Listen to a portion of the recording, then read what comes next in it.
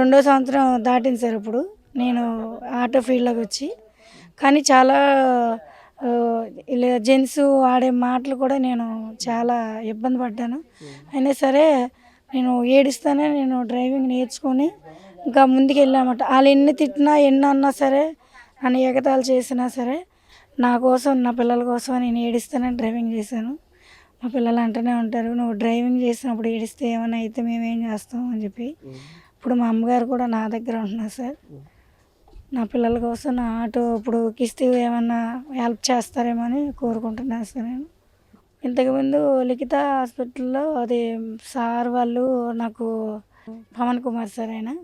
ఆ సార్ గారు నన్ను గుర్తించి వాళ్ళ దగ్గర తీసుకెళ్ళి నన్ను సన్మానం చేశారు సార్. నిజంగా నేనెవరో ఆయనకి తెలీదు. కానీ నా ఆనందం కోసం అసలు ఆ లేడీస్ తోలుతుంది కదా అని చెప్పేసి వాళ్ళు అందరూ కలిపి నాకు సన్మానం చేశారు సార్. ఆ సార్‌కి నమస్కారాలు సార్.